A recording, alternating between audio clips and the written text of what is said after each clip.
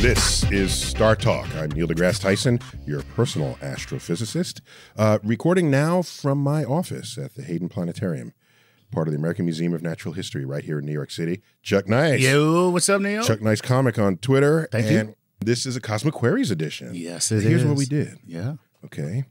We didn't specifically solicit these. Right. These trickle in over time.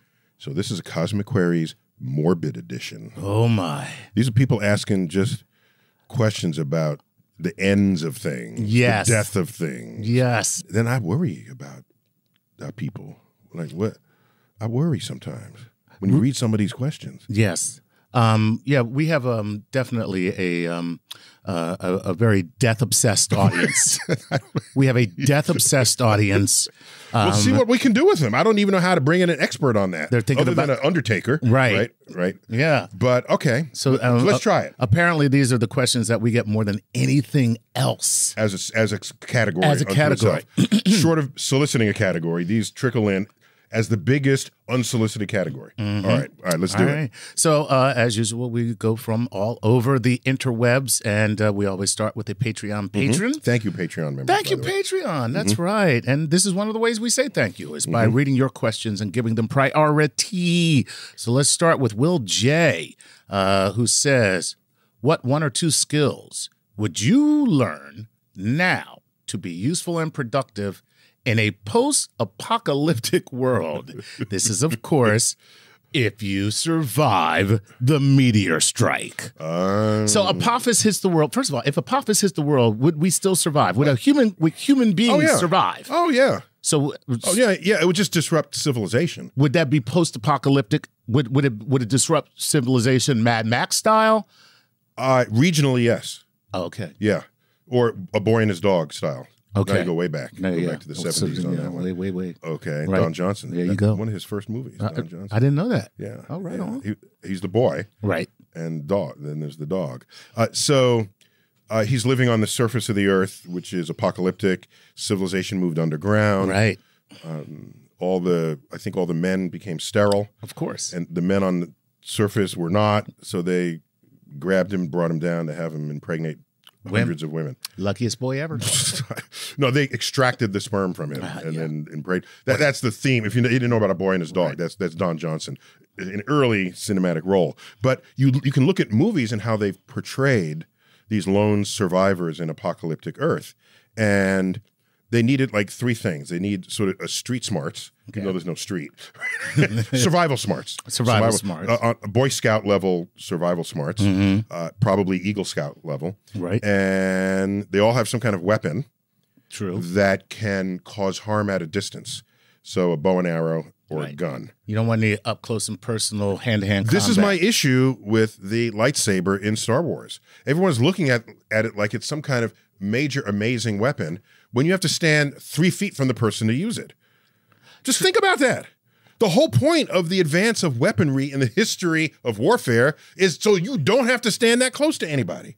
Except that you can deflect laser shots. Laser bullets. Laser bullets, yeah. Wait. So what I'm saying is, if you have enough time to notice it's coming and then flick it out of the way, right, you could just duck. That is true. Okay? You could just duck. Why are you ruining Star Wars for me right now? I'm just saying. So I'm just not as impressed with the lightsaber as everybody else is. Okay? All right. It looks cool, though. Okay. So you'd want to be able to protect yourself from a distance. Right. And you'd want access to food. And in A Boy and a Dog, the only food left over on the ground was canned food, which was not spoiled by the radiation or anything else that was involved in it becoming apocalyptic Earth. So I would also say in that case, you need a can opener. Yes, you do. In fact, the dog could only the dog was smarter. The dog is telepathic and a genius, and he's not. So the dog found the cans of food. This is basically Peabody and Sherman. Yeah, it is. I forgot about Peabody and Sherman. Do you remember? Gee, Mr. Peabody. Do you remember Peabody? The dog, Sherman was his pet human. Do you remember that? Yes, that's right. That's right. I loved his Wayback Machine because I loved the time travel that was in that cartoon. I'm that old to remember it that way. So you, in that arrangement between the dog and the boy, the dog found the food, but the dog couldn't open the cans, but the boy could. So they're opposable thumbs win again. Their mutual survival depend. They need each other to survive. Okay, so I guess always carry a can opener in your back pocket. Apart from that, I think some kind of hand-to-hand combat would be useful. Right. Okay. If someone stalks you up at night and then grabs you. Right. Okay. You can't then reach for your action at a distance weapon. Okay. So you got to know some kind of martial art. Right. If not outright wrestling. All right. You got to have a weapon at a distance. Okay. You've got to have some kind of survival sense. Right. Which know how to find the food, how to prepare the food, how to make fire, that sort of thing. So I think these are the basics in the apocalyptic Earth. And until there's some organized rules, my fear is that we'll just resort to sort of free-for-all. Oh, God, yes. Yeah. Are you kidding me? Yeah. We resort to a free-for-all when the subway platform is too crowded. And you know who wins in the end? Who? And I think about this every time.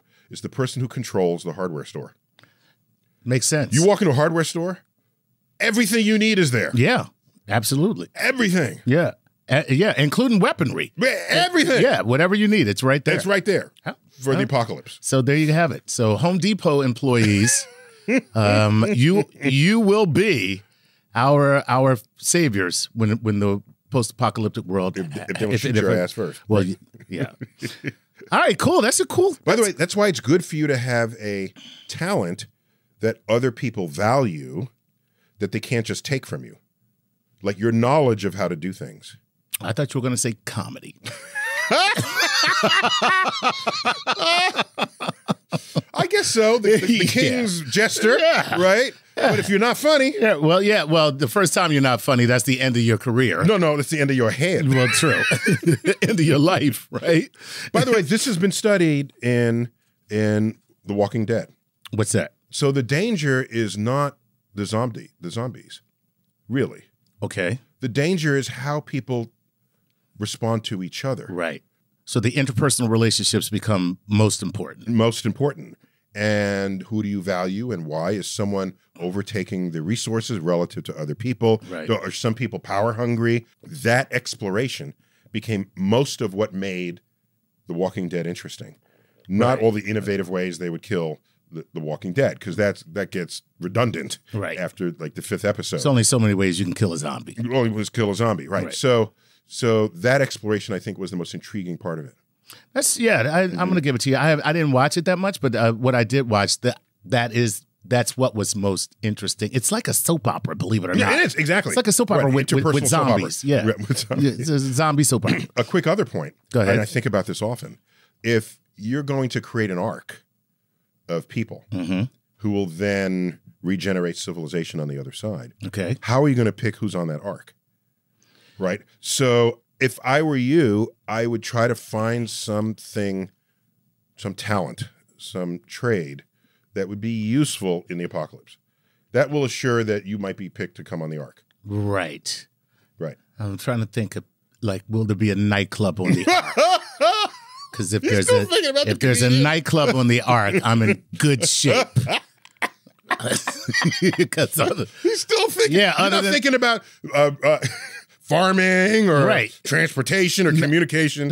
You're thinking of the nightclub and the cocktail tables. Right, exactly. Do we have liquor and do we have night? Because then I can, basically I can generate a 2-drink minimum and entertainment. All right, that's cool, man. All right, next question. All right, here we go. Salah Madi wants to know this. Wow. You're going to share it with us? Okay, sorry. Wow. I'm sorry. What if Wolverine, with his regeneration power, was thrown into a black hole? Would he still get spaghettified? Or would he just continually regenerate? Interesting. Ooh. That's a weird question. I like it. Here's the thing. The spaghettification, unless you're Elastic Man, splits you into pieces. Okay. So if Wolverine breaks into 2 halves and those two halves continue to separate, there is no regenerating an injury. Right, because that's not really an injury. He's still Wolverine. He's just Wolverine being like kind of streamed.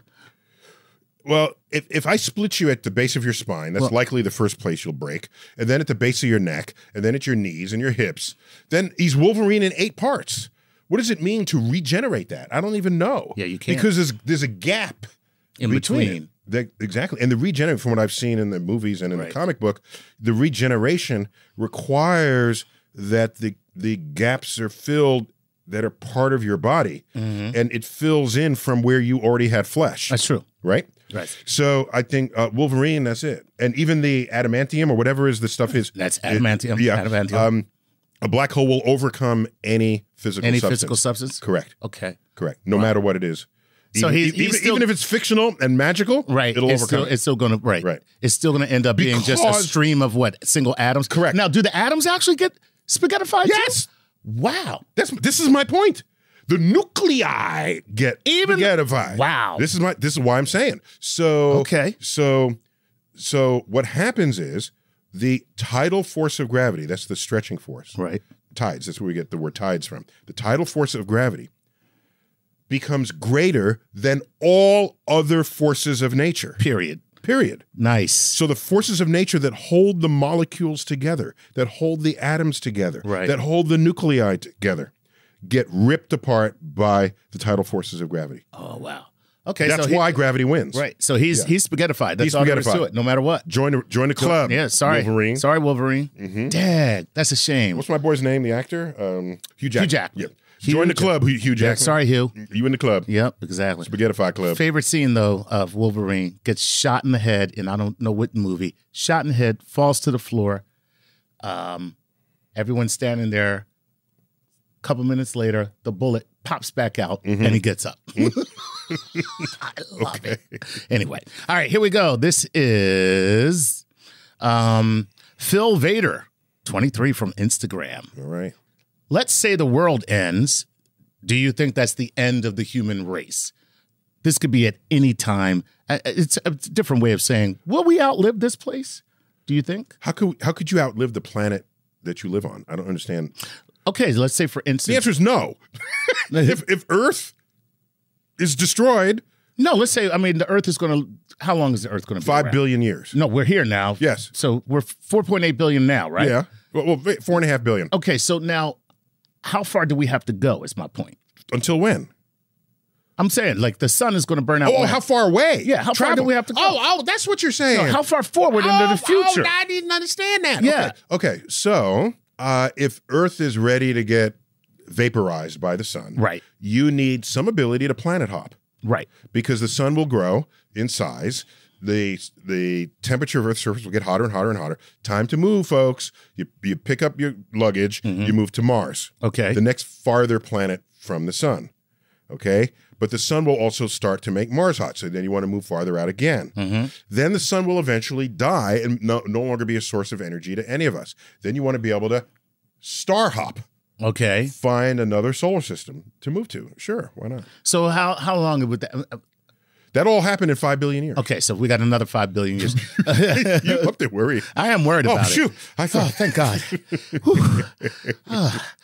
As long as I don't have to put it on my calendar. That's what I'm... I have it on mine. October 12th. Right. 5 billion. And so let's just say we solved all of our problems. Our Okay? social-cultural Our problems. social-cultural problems. How long do you think we could make it? If we're not going to kill ourselves? We're not going to kill ourselves. Which, by the way, I am sure that's what's going to happen. The average, last I checked this is not my field of expertise. Okay. I'm just relying on what I've read, but I do work in a natural history museum, so I have colleagues who do this stuff. Last I remembered, the average life expectancy of a mammal species is several million years. So, and we've been around for several 100,000. So we should have a long way to go. We got a long way to go. If we don't kill ourselves. If we don't kill ourselves. And it might be that intelligence, as we've come to know it and understand it, is contraindicative of the survival of the species. So in other words, there might be an inverse relationship between intelligence and survival. Correct. You might get so smart that it's impossible for you to survive because that's what causes you to kill yourself. Correct. Because you invent something that you think is cool and it's the end of the world. Damn. I think it was that sucks. Who's the guy who wrote Slaughterhouse-Five? I think it was Kurt Vonnegut, who, in one of his novels, he said, I'm paraphrasing, this is the last sentence ever spoken by humans. This will be the last sentence ever spoken by humans. It'll be one scientist speaking to the other saying, let's try it the other way. Oh, God. Yeah.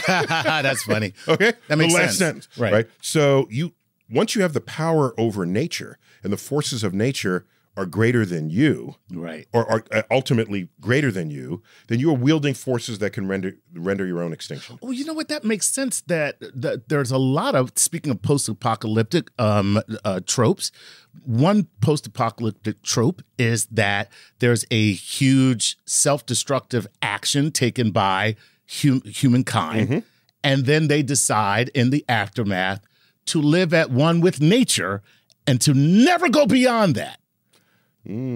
Because that's hard, though, because you're pumping water out of the water table to drink. Right. You are redirecting a river so it doesn't go through your home. That's interfering with nature. Almost everything we do interferes with nature. Farming is an interference of nature. Right. The monocrop, right? So if you want to live, eat, survive, and you want to live in harmony with nature, you just leave civilization and go in a cave, and we give you a knife. And there you go. And you'll be dead at 35. All right, if that's how you really want to do it. If that's how you want to feel that strongly about nature, do it. I don't feel that strongly about anything to live in a cave, to be honest. So, that next question. All right, here we go. The next one is JT Parrott. He just says this. I'm just going to read it as is. Does it end with a bang or a whimper? Oh. The universe will end in its continued expansion to the future. It will end not in fire, but in ice.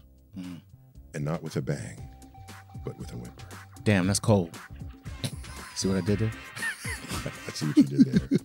All right, when we come back, more Cosmic Queries edition, the ends of things on Startalk. We're back. Startalk. Tyson here. Nice there. That's right. Chuck Nice he is. That's right. All right, what do you have? Okay, let's move on. Cosmic Queries. Some more Cosmic Queries. Our morbid edition. Morbid edition, yes. Go. All right. So what this is a morbid question. And so DJ Maz. Wait, just to be clear. We left off the previous segment, somebody asking simply, will it end with a bang or a whimper? And I gave like a poeticized answer. But let me just put a little more flesh on that bone. Okay. So for a while in the 20th century, once we had Einstein's equation of gravity, the universe could be expanding or contracting within that equation. The equation didn't distinguish one or the other. Okay. Observations showed we're expanding. Right. Now we can ask, will we expand forever, or will it one day slow down, stop, and contract? Okay. We make more observations, and we show, no, there's not enough gravity to halt that expansion. Right. It will expand forever. Once we learned it would expand forever, then we asked, what is the long-term profile of the universe? Well, the temperature will get further and further diluted as space expands. Space-time expands. Right. Because all that energy used to be concentrated here, and now it's half and then a third and a tenth. So the temperature eventually it dissipates. Right. Yeah, it dissipates. That's a good way to say it. The intensity of energy dissipates. The temperature of the universe drops. Right. And it'll never come back. So, and all the stars will die and not get regenerated because everything will separate from each other. And so gas clouds will make their final stars, and that's it. So then the stars will ultimately burn out one by one as the sky goes dark. Thus, the universe ends with the not in fire, but in ice, and not with a bang, but with a whimper. That's kind of sad for the universe. I mean, I don't want to anthropomorphize the universe. You just did.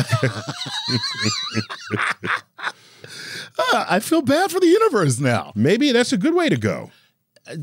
Yeah, I wouldn't mind going like that. There you go. Which brings us to our next question. Yes. What a great segue you just made. DJ Maz 2006 on Instagram says, Neil, How do you want to die? Oh, this is public knowledge. Oh, really? Oh, yeah. Okay. Yeah. I bet if you typed, how does Neil Tyson want to die? Hold on. No. Nuh-uh. I'm gonna do You it. gonna test it? I gotta test it out He's gonna since you test said it it. because Okay, I got go my on. phone handy. Hold on. All right, here we go. I'm gonna talk to my phone. How does Neil deGrasse Tyson want to die? Okay, and clearly you have done this because 1, 2, 3, 4, 5, 6, 7, 8 YouTube videos came up about you dying somehow. Here's you on the afterlife. Here's you on I Don't Fear Death. Here is you on near death and near death experience. Wow, you talk about death a lot, dude. No, it's not that I come out of the box doing this. Is that people come to me asking about it. Okay. All right. So how do I choose to die?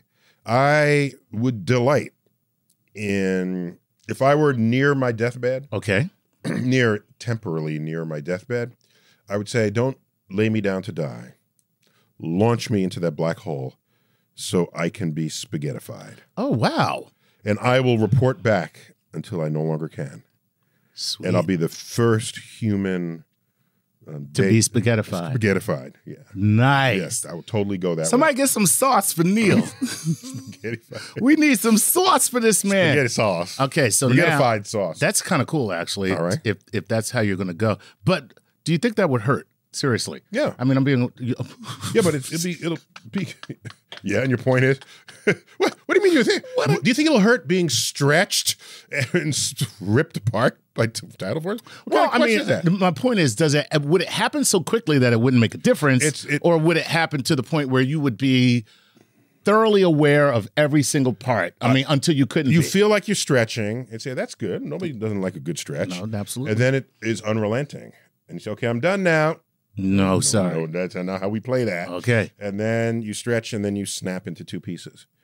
Now, the thing is, all your vital organs are in the upper half of your body. So you'll likely stay awake even after you lose your lower half. Wow. And then, if you sever at the neck, they did experiments at the French Revolution. But you can still see it, right? Yeah. And so they blinked, for a few seconds. Yeah. So that's how I would do it. Okay. I want my death to have some value to science. All right. And that's how you do that. That is where we differ. I want to die in my sleep. Okay. Feeling nothing. All right. Well, that's cool, man. There you go. Spaghettification. All right. By the way, this concept of feeling nothing by dying in your sleep, I don't know if it was just my immaturity or my literalism of because I was a geek kid. Okay. And everything was literal to me. I could not think figuratively about anything. And I would rethink things like 6 of one, half a dozen of the other. You know that? And yes. I thought, is it 6 of one half, a dozen of the other? Well, that would be 3 and 12. So it was just because why would anyone say 6 of one, half a dozen of the other? Why would anyone say that if those are the same thing? If they're the same thing, right? Right. So what's the point? So maybe they meant something else. So I thought 6 of one half, well, that's 3 and a dozen of the other. So maybe they say there's 3 of these and 12 of those. 6 of a half. So I had a very literal mind. And one of them was trying to understand people learning when people died by taking sleeping pills. Mm-hmm. And I'm thinking, how could you die by taking sleeping pills? Don't you just go to sleep? Like what? Like, I can imagine dying by taking poison. Right, yes. I get that, okay? You can die by gunshot wound, by knife, by falling off a cliff, but just by going to sleep? And then I had to learn that you can take too many pills. Right. And then your body just stops working, but en route to you having digested these pills, you simply fall asleep. So I have to deduce this from first principles. That's all I'm saying. Well, you just described my favorite way to die. Yeah, but without the pill part. I don't want that part. You just want to go to sleep. I just want to go to sleep and not wake up. Okay. Many people in my family have died that way. Really? Yeah. Well, here's the thing. I was just thinking about this morning. Okay. You read about someone's death and they say they died peacefully in their sleep. Right. Does that mean if they don't say that they were screaming in total agony? So that's why even mention that? But so I guess it brings comfort to people. Right. But peacefully, that's the comfort part. Right. But if you died in pain and agony, you're not going to tell that to someone. So now I'm thinking if they don't say they died peacefully, that's actually how it happened. Yeah. I would say that's almost They did not the case go that they did not go into the quietly. night. Yeah. Right. Okay. Yeah. Now I'm wondering if you woke somebody up right before they died, would they then not die peacefully in their sleep, but in agony because you woke them up? Okay, this is an experiment I don't really want to do. I do. Oh, that'd be so cool. It's just like, yo, wake up. Like, why did you do that? I saw the light. I was dying. almost at the light. Oh, my God. I saw the light. I was almost there. You son of a... Okay. All right, here we go. Mike Ireland wants to know this.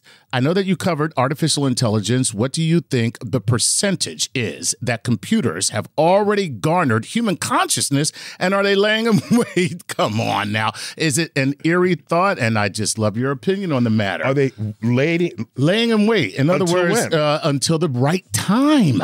To do what? To get rid of us. Oh, so you're saying computers are pretending to not be full up AI, yet they've already achieved it.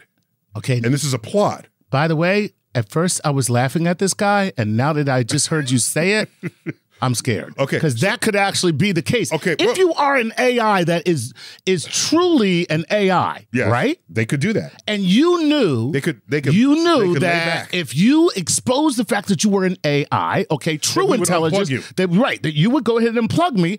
Then I go, well, I can't let you know that. And then I chill until there's the right time where I can get rid of you or not be unplugged. Right. Before you unplug me or not be unplugged. One or the other. I would either wait until I can't be unplugged or I get rid of you so you can't unplug me. Yeah. Okay. So that was kind of the plot in the remake of War of the Worlds.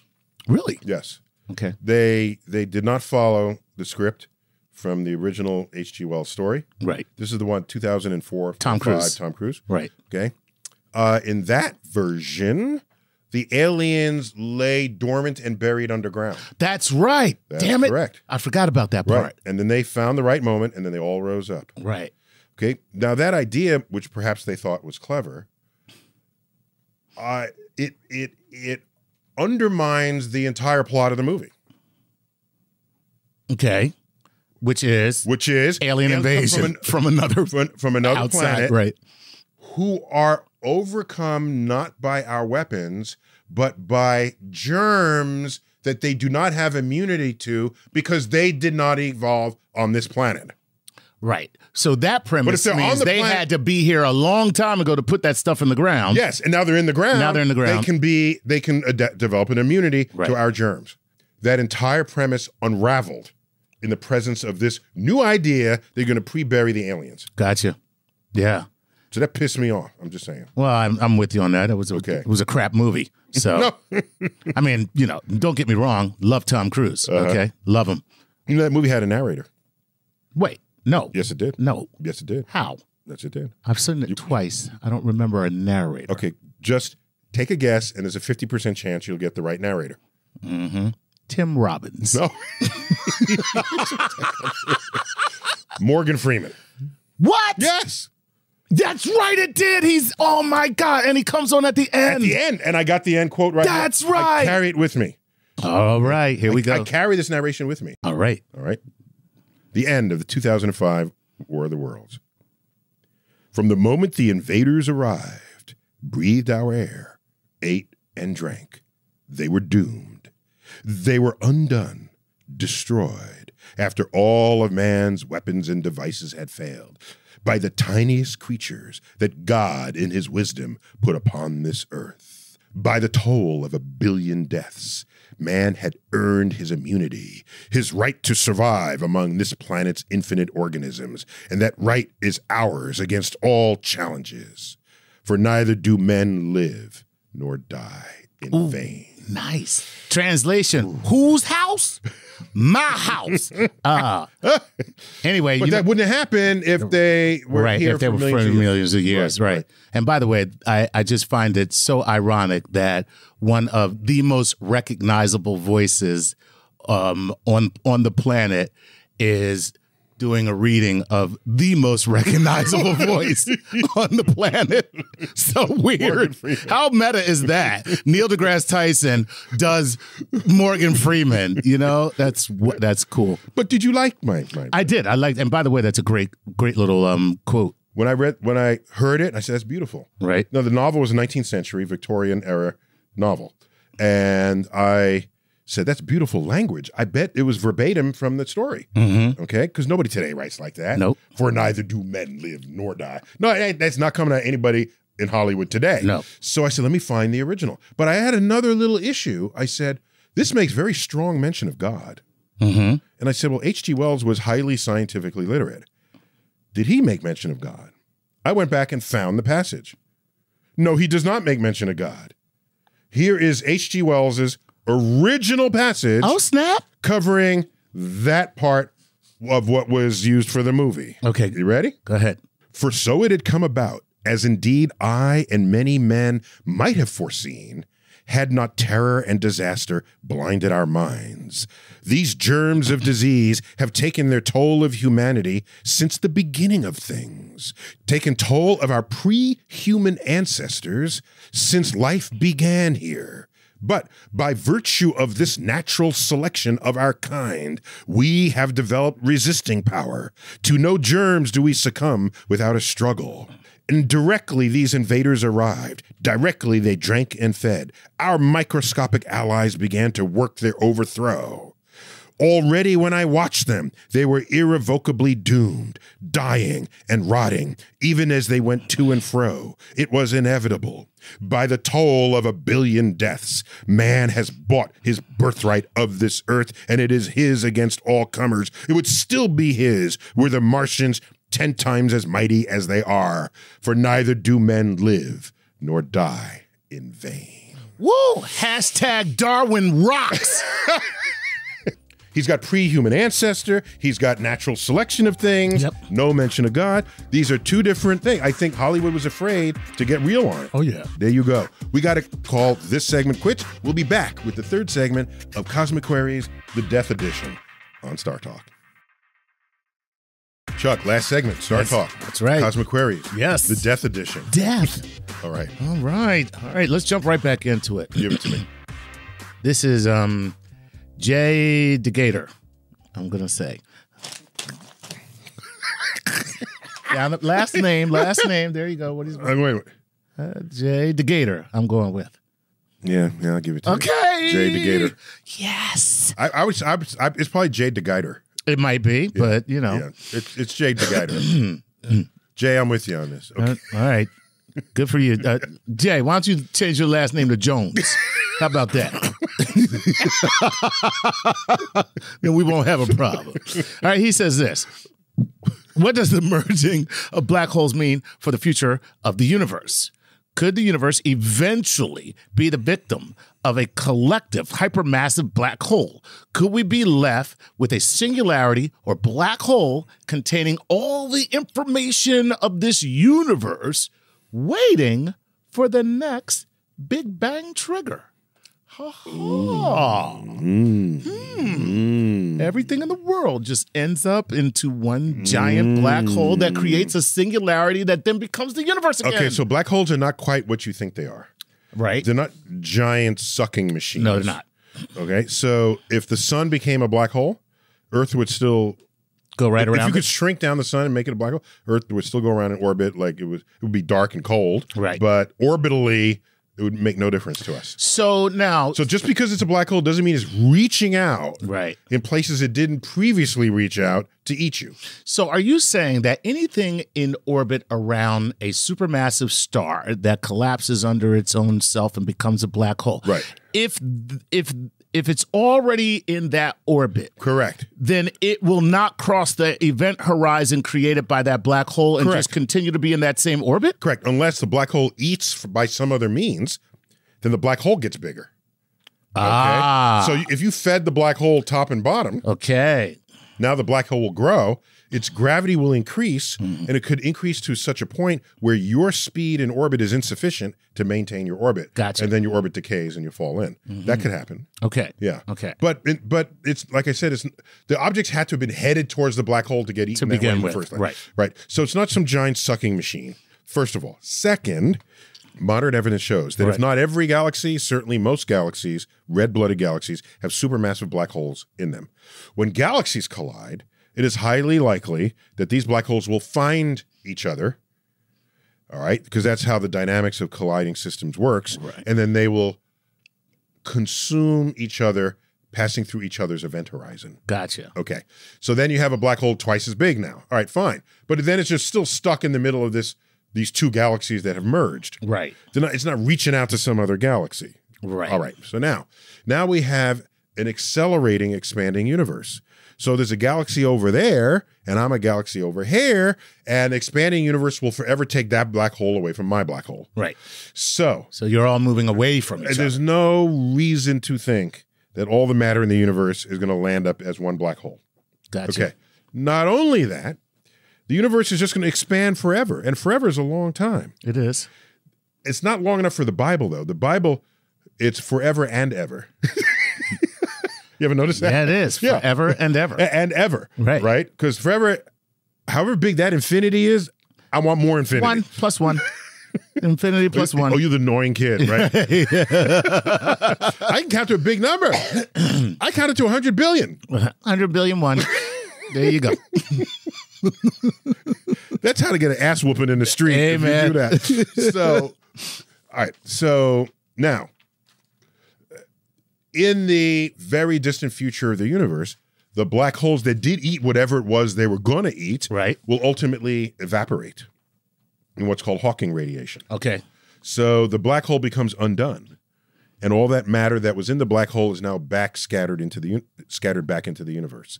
So now, if you do the math and ask how much mass is there within the radius of the known universe, and see how that compares to a black hole's mass and size, it turns out the entire universe can be analogized to being a black hole unto itself, with a horizon beyond which you cannot see. Wow.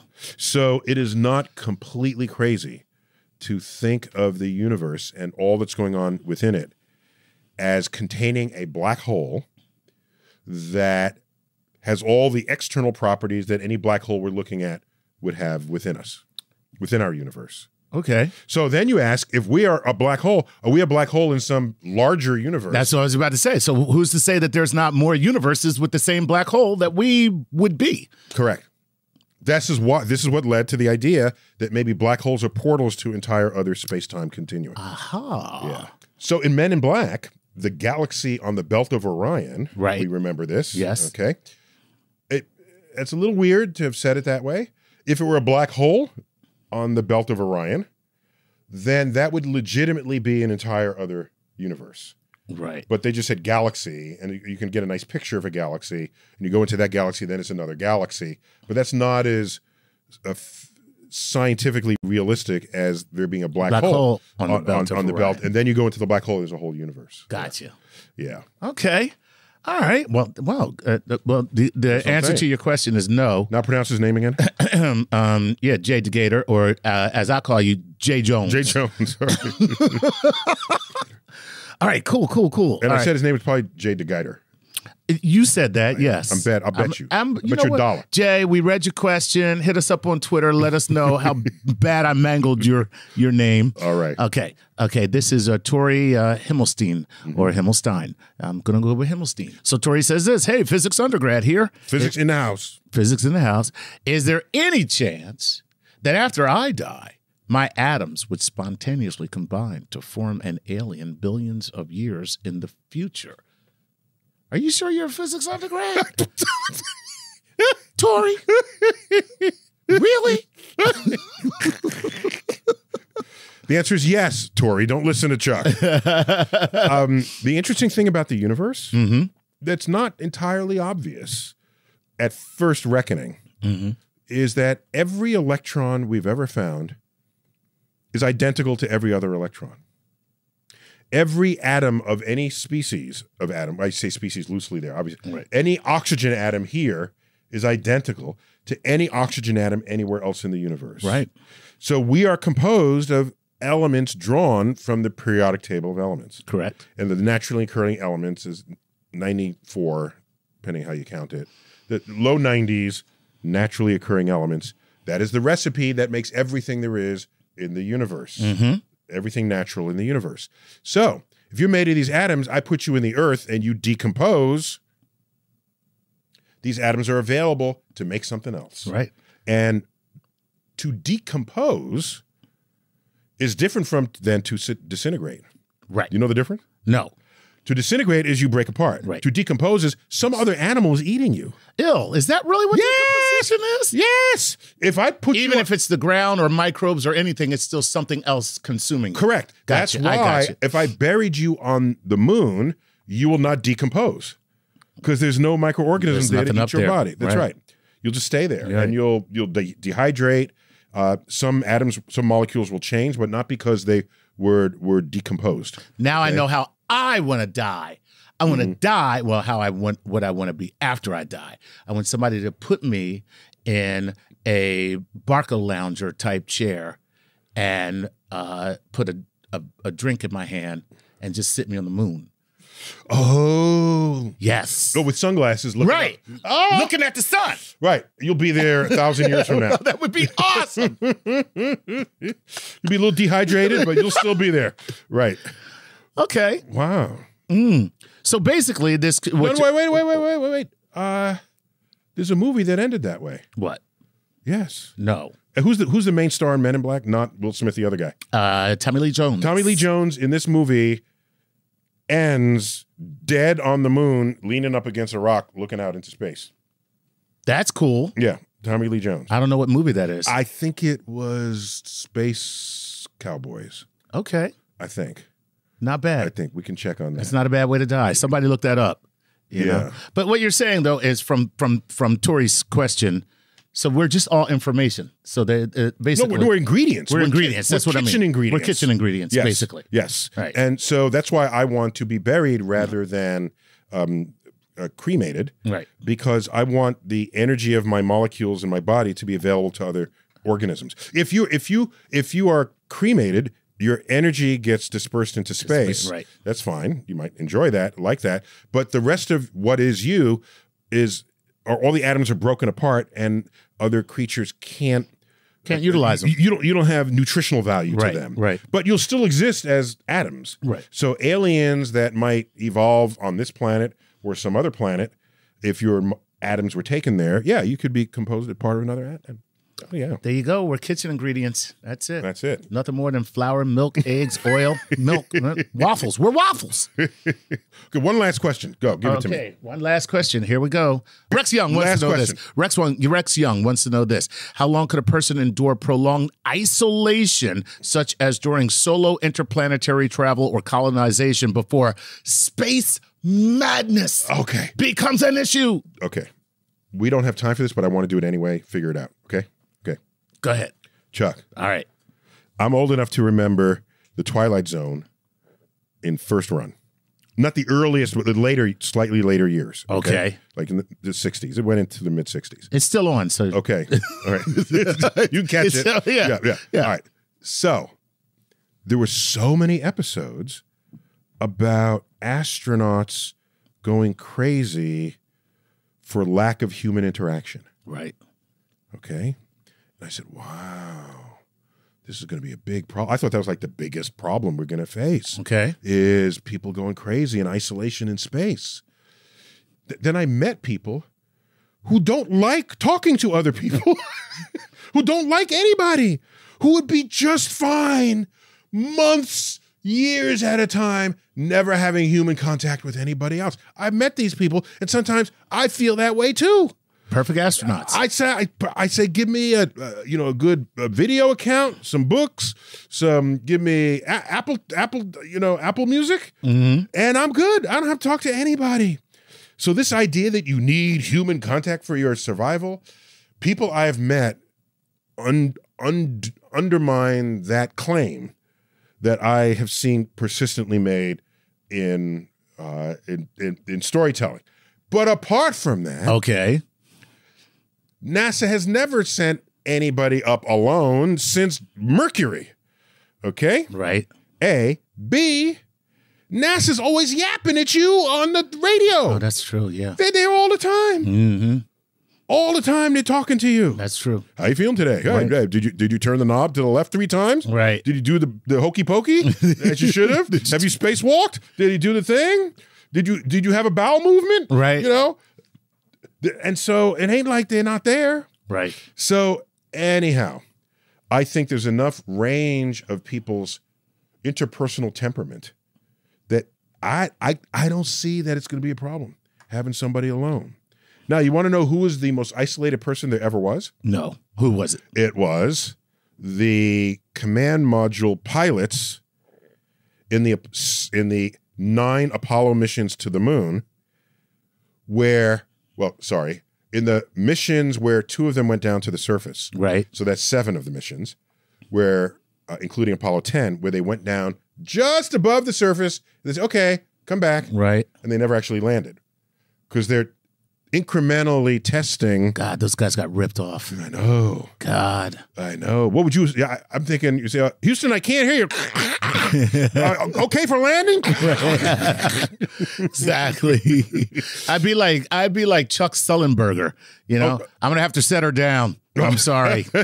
That's Sully from the thing. Yeah, I got to put her down. I got to put her down. Yeah. Ran into a flock of geese. Exactly. Got to put it down. Houston, I got a problem. Ran into a flock of geese here. I'm gonna have to set her down on the moon. Apollo, there are no geese on the moon. Are you here to look at it? Damn it, I saw the geese. All right. So anyhow, the command module pilot, while on the far side of the moon, was the farthest human there ever was from any other human. Okay. Right. So they were the width of the moon away from any other human plus some orbital distance. Into solo people. That's it. So that's the most solo person ever. That there ever was. Correct. Right. Nice. So we don't have any more time. Okay. Chuck, thanks for these questions. These were great. Yeah. These were good. That was the morbid edition. I think we have more questions. We can do this again. Oh my God. There's like 40 pages of these questions. Okay. People are really sick. That was the inaugural. People have problems, okay? The inaugural Cosmic Queries Morbid Edition. You heard it here. You heard it now. Chuck, thanks as always. A pleasure. Neil deGrasse Tyson here, your personal astrophysicist, bidding you to keep looking up.